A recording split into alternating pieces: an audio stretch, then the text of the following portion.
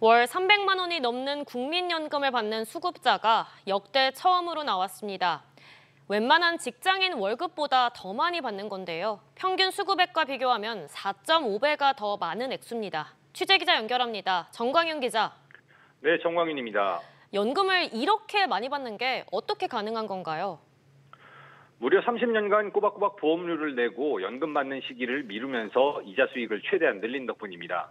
국민연금공단에 따르면 올 1월 기준 국민연금 노령연금 최고 수급액은 305만 4천 원으로 제도 도입 이래 처음으로 300만 원을 넘겼습니다.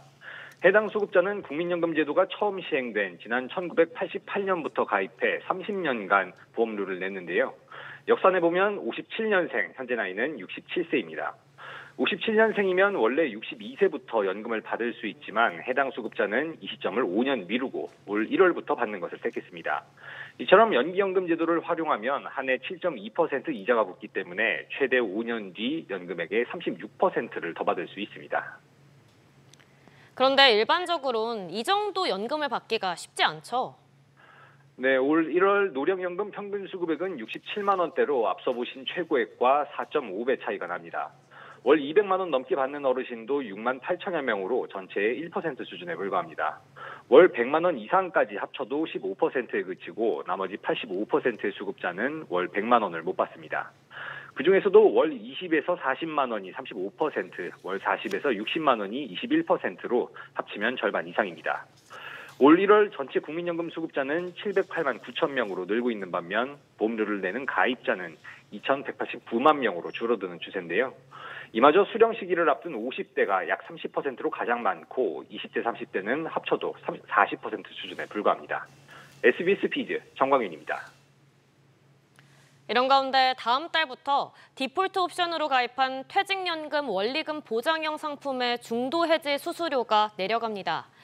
이에 따라 만기 전에 해지하더라도 이자의 최소 80%는 받을 수 있는 건데요. 최나리 기자. 네, 최나리입니다. 중도 해지 수수료를 손본다고요? 네, 금융권에 따르면 6대 시중은행과 지방은행, 보험사 등에서 디폴트 옵션을 통해 가입한 원리금 보장형 상품의 중도 해지 수수료를 내리기로 했습니다. 현재는 만기 전에 중도 해지하면 기간에 따라 차등 위약금을 내야 해 받을 수 있는 이자가 대폭 줄었는데 앞으로는 약정 이율의 최소 80%는 받을 수 있게 됩니다. 금융사별로 상품 유지 기간은 보통 32개월 또는 33개월입니다. 가입 직후 한 달 이내라면 약정 이율의 80%, 한 달이 넘었다면 약정 이율의 90%로 변경되는 겁니다. 만약 연 4% 예금 상품에 가입했다 중도 해지할 경우 기존에는 이자가 최소 0.1%였습니다. 그런데 다음 달부터는 이자를 3%대까지 받을 수 있습니다. 주요 은행 중 중도 해지 수수료 인하는 다음 달 1일 국민은행이 가장 먼저 시작합니다. 이어 하나은행이 2일부터 나머지 은행들도 다음 달 중 시행을 앞두고 있습니다. 이렇게 중도 해지 부담이 줄면 자금 이동이 활발해지겠네요. 네, 이번 수수료 개편으로 본격 퇴직연금 이동 현상이 이뤄질 것으로 보입니다. 과도한 수수료 부담이 퇴직연금 갈아타기에 걸림돌로 작용해왔기 때문입니다. 앞서 2023년 디폴트 옵션 도입 이후 지난해 퇴직연금 실물 이전 서비스가 도입되면서 갈아타기 수요가 늘었지만 실제 자금 이동은 어렵다는 지적이 있었습니다. 금융감독원과 고용노동부는 2월부터 중도 퇴지 페널티 개선을 위한 태스크포스를 운영해 이처럼 개선안을 마련하고 있습니다. SBS 비즈 최나리입니다. 한편 여름이 아직인데 식품업계가 벌써부터 빙수 가격을 줄줄이 올리고 있습니다. 호텔 빙수는 한 그릇에 15만 원짜리까지 등장하면서 여름철 대표 간식인 빙수 먹기도 만만치 않게 됐습니다. 정대한 기자. 네, 정대한입니다. 프랜차이즈들부터 이제 빙수 가격을 올리고 있죠. 네, 투썸플레이스가 대표 빙수 메뉴 가격을 지난해보다 500원씩 올린 것으로 파악됐습니다. 애플망고 빙수는 14,000원에서 14,500원으로 3.6%, 우리팥 빙수는 12,000원에서 12,500원으로 4.2% 인상했습니다. 롯데리아와 이디야 커피도 빙수 가격을 올린 것으로 나타났습니다. 롯데리아는 팥빙수를 5,500원에서 5,900원으로 7.3%, 이디야는 눈꽃빙수 가격을 12,800원으로 지난해보다 1,000원, 8.5% 인상했습니다. 세 업체 모두 원재료 등 제반 비용 상승을 고려한 결정이라고 설명했습니다. 그런데 아직 5월 초밖에 안 됐는데 벌써부터 이렇게 빙수 가격이 줄줄이 오르고 있네요. 네, 최근 빙수 전문 프랜차이즈 설빙은 빙수 4종의 가격을 4.6% 올리면서 웬만한 메뉴 가격인 만원대 중반선으로 비싸졌습니다. 호텔 빙수는 15만 원에 육박했는데요. 포시즌스 호텔은 제주 애플망고 빙수를 14만 9천 원으로 이번에 올렸습니다. 신라호텔의 망고 빙수 가격도 11만 원으로 1년 새 8천 원 올랐고 롯데호텔의 망고 빙수도 지난해 9만 2천 원에서 11만 원으로 19.6% 인상됐습니다. 앞서 2월과 3월에 걸쳐 롯데와 빙그레 등이 아이스크림 값을 올리기도 했는데요. 국정공백을 틈타 식품업계의 무차별 가격 인상이 계속되고 있습니다. SBS 비즈 정단입니다. 어제 국회에선 SK텔레콤 해킹 사태를 추궁하기 위한 청문회가 밤 8시를 넘겨서야 끝났습니다. SKT는 여전히 위약금 면제에 소극적인 입장이었고 과학기술정보통신부도 결론을 내지 못했습니다. 류정현 기자. 네, 유정현입니다. 어제 SKT가 추정 손실 규모를 밝혔다고요? 그렇습니다. 유영상 SKT 대표이사가 국회 과학기술정보방송통신위원회에 어제 출석했습니다. 이 자리에서 추정되는 고객 이탈과 손실 규모를 공개했는데요. 직접 들어보시죠. 한 500만까지 한 달 기준으로 그랬을 경우에 위약금만 있는 게 아니라 3년치 매출까지 고려한다면 한 7조 원 이상 손실이 예상된다. 알겠습니다. 이렇게 구체적인 수치를 공개하는 건 위약금 면제가 어렵다는 점을 강조하기 위한 취지로 풀이됩니다. 유 대표는 위약금 면제에 관한 의원 질의에 파장이 큰 부분이라 결정에 어려움이 있다고 신중한 입장을 밝혔습니다. 현재 관련해서 정부 조사도 진행 중인데요. 유상임 과기부 장관은 조금 전 브리핑에서 SKT 위약금 면제는 민관 합동조사 결과를 봐야 판단이 가능하다며 조사 결과는 6월 말이 돼야 한다고 설명했습니다. 그런데 SKT가 고객 정보 보호에 소홀했다는 또 다른 지적이 나왔네요. 그렇습니다. 노종면 더불어민주당 의원에 따르면요. SKT가 국내 통신 3사 가운데 유일하게 유심 인증키를 암호화하지 않은 것으로 파악됐습니다. 유심 인증키는 쉽게 말해 유심 비밀번호로 이용자가 통신망에 접근할 수 있는 핵심 정보입니다. 노 의원은 SKT가 주의 의무를 제대로 다하지 않은 상황이라고 지적했는데요. 유상임 과기부 장관은 유심 인증키를 암호화하지 않은 건 소홀했다고 생각한다며 암호화하는 쪽으로 지도하겠다고 답했고요. 류정환 SKT 부사장은 인증키 관련 방어 장치를 마련 중이라고 설명했습니다. SBS 비즈 유정현입니다. 정치권 소식도 짚어보겠습니다. 당 지도부와 대선 후보가 단일화를 두고 유례없는 갈등을 빚고 있는 국민의힘이 후보 교체 분수령을 맞았습니다. 당 지도부가 강행한 선호도 조사와 김문수 후보가 신청한 대선 후보 지위 인정 등 가처분 결과가 오늘 오후에 나옵니다. 지웅배 기자. 네, 지웅배입니다. 이제 두 사안의 결과에 따라서 대선 후보가 교체될 수도 있는 거죠? 네, 결론부터 말씀드리면 김문수 후보가 신청한 후보자 지위 확인 가처분 신청이 받아들여지면 국민의힘은 여론조사를 근거로 후보 교체를 할 수 없게 됩니다. 기각 시에는 여론조사 결과에 따라 후보가 교체될 가능성도 점쳐집니다. 국민의힘은 오늘까지 이틀간 김문수 후보와 한덕수 무소속 예비후보 간 선호도 조사를 실시하는데요. 누가 더 나은지를 묻는 일반 국민 여론조사와 당원 투표 결과를 각각 절반씩 반영합니다. 오후 4시면 모든 조사가 마무리되고 곧이어 결과가 발표될 걸로 보입니다. 비슷한 시각 김 후보가 어제 법원에 제기한 대통령 후보자 지위 확인 가처분 신청과 당협위원장들이 전당대회 개최를 막아달라며 낸 가처분 신청 결과도 나옵니다. 오늘 오후가 국민의힘 당내 갈등의 최대 분수령이 될 전망입니다. 어제 김문수 후보와 이제 한덕수 후보가 2차 회동을 가졌는데 다시 만날 가능성은 있을까요? 네, 높진 않지만 오늘 극적으로 3차 회동이 이뤄질 가능성도 점쳐지긴 합니다. 김문수 후보는 오늘 잡혀있던 지방 일정을 취소하고 서울에 머물기로 했고요. 한덕수 후보 역시 김 후보가 만나자 하면 언제든 응하겠다는 입장입니다. 이런 가운데 국민의힘은 방금 막 의원총회를 열고 후보 단일화 문제에 대해 대응책을 논의 중인데요. 김 후보는 참석할 것으로 예상됐던 김문수 후보는 아직까지 불참한 상태입니다. SBS 비즈 지웅배입니다. 한편 오는 2029년 개항을 목표로 추진 중인 가덕도 신공항 부지조성공사가 또다시 지연될 위기에 처한 것으로 나타났습니다. 수의계약 대상자인 현대건설이 공사기간 연장을 주장했지만 정부가 이를 받아들이지 않고 계약을 중단할 방침인데요. 취재기자 연결합니다. 박연신 기자. 네, 박연신입니다. 국토교통부와 현대건설은 각각 어떤 입장인 건가요? 앞서 국토교통부가 내걸었던 입찰 조건은 가덕도 신공항을 오는 2029년 12월 개항하고 오는 2031년 준공하는 건데요. 이는 오는 2030년 부산 세계박람회 유치 일정과 맞추기 위함이었습니다. 하지만 시공 우선 협상 대상자인 현대건설 컨소시엄이 지난달 국토부에 제출한 기본 설계에 따르면 공사에 총 108개월이 소요된다는 건데요. 연약 지반을 안정화하는 데 17개월이 추가로 걸리고 공사 순서 조정을 하는데 7개월이 더 걸려 총 24개월의 추가 공사 기간이 필요하다는 겁니다.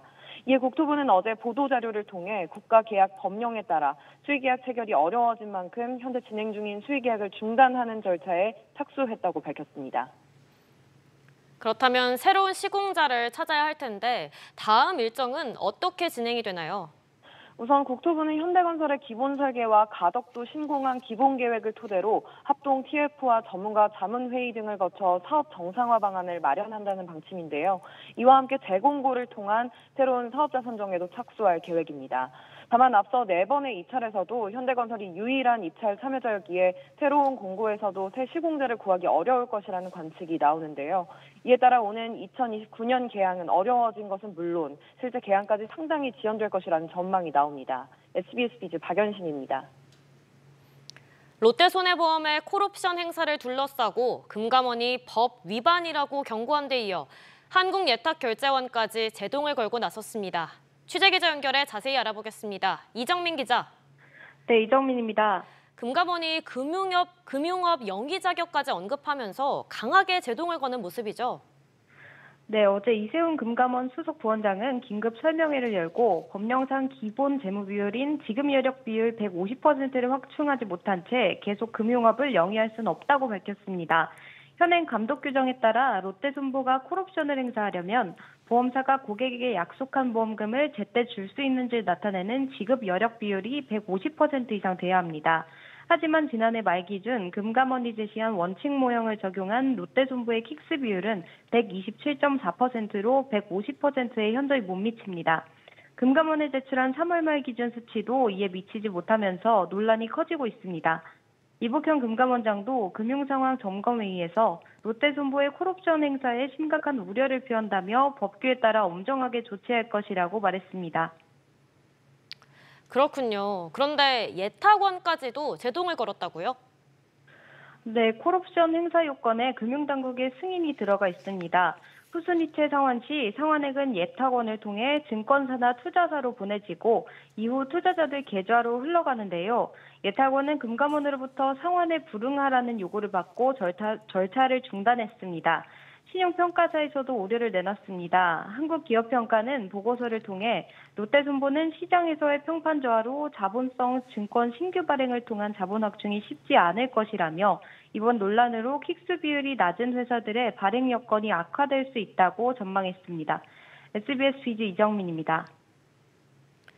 이런 가운데 지난해 롯데그룹은 롯데케미칼에서 시작된 대규모 유동성 위기설에 시달렸습니다. 자산 재평가를 포함한 여러 개선 작업이 이뤄지고는 있지만 신용평가사가 여전히 롯데의 상황에 대해 냉정한 평가를 내놨습니다. 자세한 내용 짚어보겠습니다. 이광호 기자. 네, 이광호입니다. 한국신용평가가 이제 관련 세미나를 열었는데 어떤 분석이 나왔나요? 네, 한마디로 정리하면 더 노력이 필요하다는 분석입니다. 한신평은 2021년 이후 이뤄진 주요 사업 신규 투자 성과는 부진하고 당분간 가시적인 성과를 기대하기 어렵다며 보다 적극적인 재무구조 개선이 필요한 시기라고 지적했습니다. 앞서 롯데그룹이 부채 비율을 크게 낮춰서 유동성에 문제가 없다고 밝힌 것과는 차이가 큰 대목인데요. 롯데가 내세운 자산 재평가에 대해 한신평은 표면적인 지표가 개선된 것이라며 계열 전반의 재무 부담은 여전하고 영업자산의 수익 창출력이 뒷받침돼야 재평가 영향이 단기에 그치지 않을 것이라고 꼬집었습니다. 그런데 이 롯데 위기설의 핵심인 롯데케미칼에 대한 평가는 어떤가요? 네, 한신평은 롯데 지주 신용도의 키를 롯데케미칼이 쥐고 있다고 했습니다. 문제는 롯데케미칼의 무보증 사채 신용등급 전망이 지난해 6월 지주와 함께 부정적으로 조정됐고 현재도 하방 압력이 지속되고 있다는 겁니다. 롯데그룹은 케미칼의 해외 법인 지분을 활용한 계약을 체결했고 파키스탄 법인 등의 지분도 매각해서 1조 7천억 원의 유동성을 확보했는데요. 그럼에도 한신평은 지난해까지 3년 연속 이어진 영업 적자와 석유화학 산업의 지속된 부진으로 케미칼의 차입 부담이 크게 경감되긴 어려울 것이라고 지적했습니다. SBS 비즈 이광호입니다.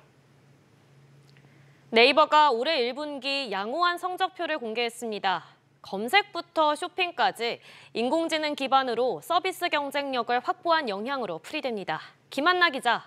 네, 김한나입니다. 먼저 네이버 실적부터 자세히 전해주시죠.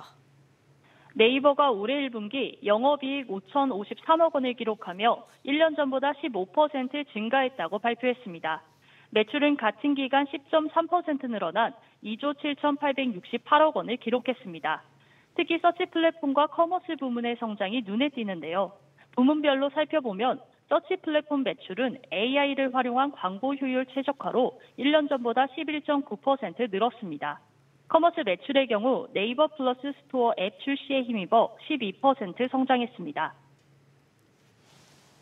앱 출시로 컨텐츠 지면을 확대하며 지면 전반의 최적화를 진행하였고 통합 검색 영역에서는 노출 방식을 개선하고 커머스 광고 매출은 역대 최고치를 경신하며 높은 성장세를 기록했습니다. 그런데 이제 네이버가 검색을 AI에서 더 나아가서 개인 맞춤형으로 제공한다고요?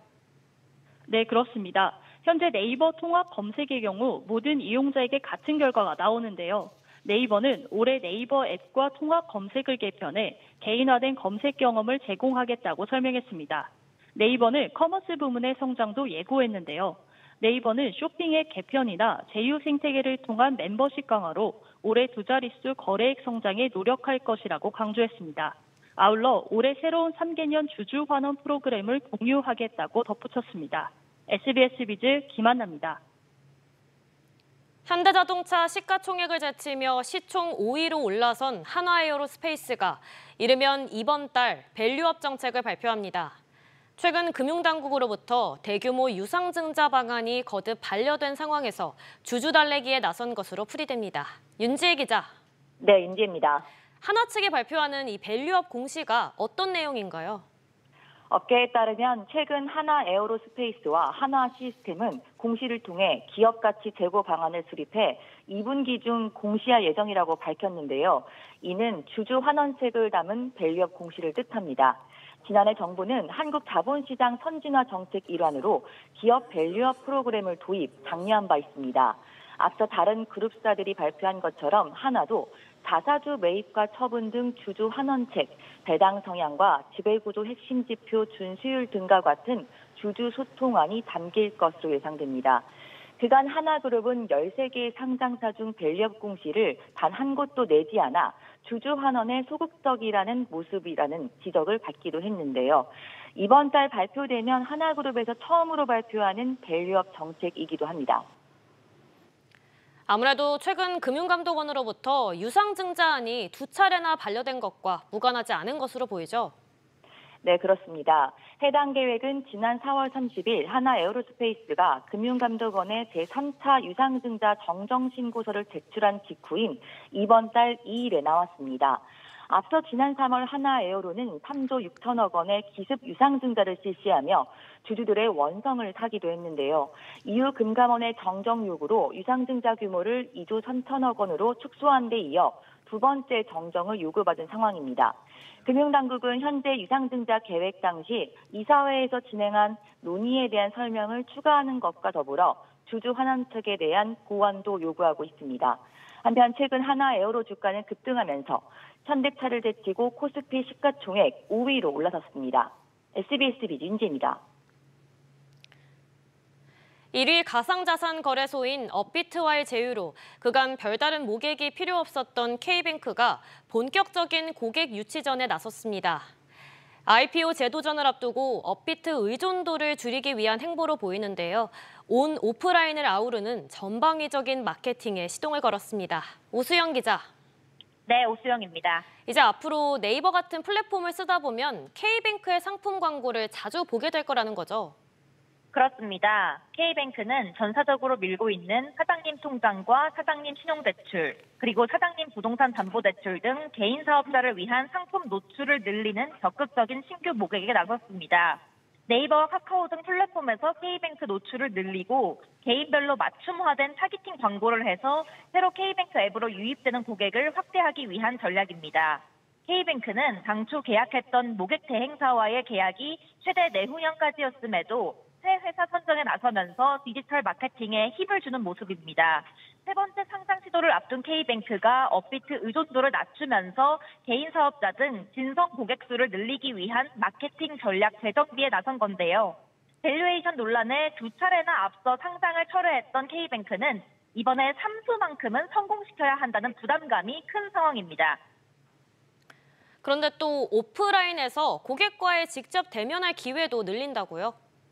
맞습니다. K뱅크가 서울 강남 새해난로에 두 번째 고객 지원센터 개소를 준비하고 있습니다. K뱅크는 당초 개인과 개인 사업자, 중소기업 고객들 중에서 앱에서 업무 진행이 원활하지 못한 일부 고객을 위해 100% 예약제로 서울 을지로 4가에서 고객 지원센터를 운영해 왔습니다. 대면 고객 지원센터를 서울 강북에 이어 강남에도 만들어서 고객과의 접점을 늘리는 방법으로 신규 고객 확보에도 나서겠다는 방침입니다. SBS 비즈 오수영입니다. 중국과의 첫 협상을 하루 앞두고 도널드 트럼프 미국 행정부가 영국과 무역 합의를 이뤘습니다. 관세 전쟁이 시작한 후로 개별 국가와의 첫 협상 타결입니다. 김한진 기자. 네, 김한진입니다. 미국과 영국의 구체적인 합의 내용부터 전해주시죠. 네, 일단 미국이 영국산 자동차 연간 10만 대에 한해 기존 25%의 관세율을 10%로 낮추기로 했습니다. 영국산 철강과 알루미늄에 대한 25% 관세는 무효화됩니다. 다만 10% 기본 상호 관세는 유지합니다.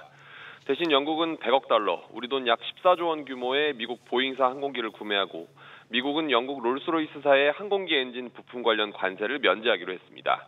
영국은 또 에탄올과 소고기, 기계류, 농산물 시장을 개방할 예정입니다.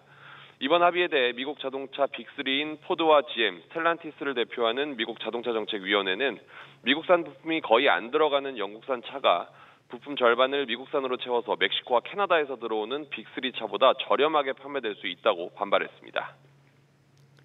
또 이제 미국은 내일 중국과의 첫 공식 협상도 앞두고 있죠. 네, 스콧 베선트 미국 재무장관과 허리펑 중국 국무원 부총리가 이번 주말 사이 스위스에서 만날 예정입니다.